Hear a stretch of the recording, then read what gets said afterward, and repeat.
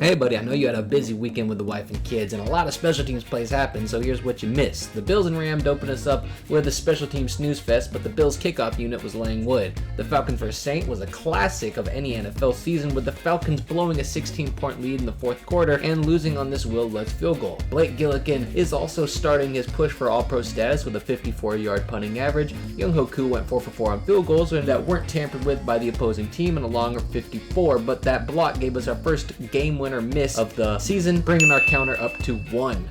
Browns-Panthers show us exactly why you draft a kicker in the fourth round, as Cade York was money all day, going the Wendy's special fo and banging through a game winner with an insane 58 yards, giving the Browns more than just a win but confidence and even a little bit of hope.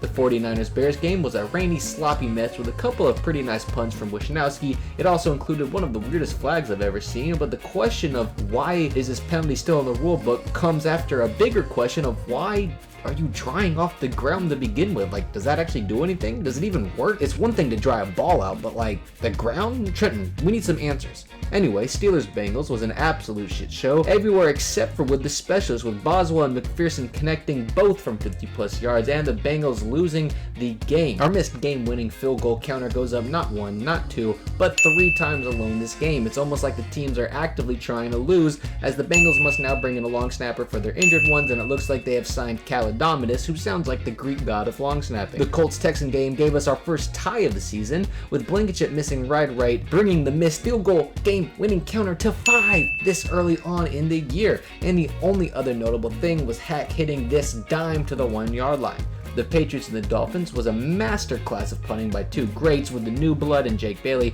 putting on a spectacle, giving the Dolphins an average starting field position of their 8-yard line, and Morstead showing he still has it, consistently pinning the Patriots back in their own territory. Both the Giants and the Titans punters lived up to their team's titles with some massive, giant dong shots being set off every single punt. Jamie Gillen had 6 punts with 5 staying inside the 20 and a massive 51-yard average, netting 41 of those yards. Stonehouse put together a humongous 57-yard average, netting a whopping 46 yards of those punts. The game was ultimately hard fought, with the Titans choking on a giant, no pun intended, missed field goal to let the win slip out of their midst, bringing our missed game winner counter up to 6 in week 1. Justin Reed actually kicked for the Chiefs-Cardinals game after a Harrison Butker injury, proving that they weren't just doing it as a preseason gimmick, but he also blasted a kickoff out the back of the end zone as Butker was letting his ankle rest. J.K. Scott dinged a punt to the Raiders' 2-yard line in an otherwise uneventful game. Daniel Carlson also connected from 55 yards out, which is worth mentioning as his name will surely be in the All-Pro talk at the end of the year. Ryan Wright had his first showing, going 60% inside the 20 with a couple absolute missiles launched from his foot, as well as Spartan kicking a guy trying to block him. The Packers specialists stayed at bay for most of the game, as their offense and defense had a competition seeing who could shoot themselves in the foot faster.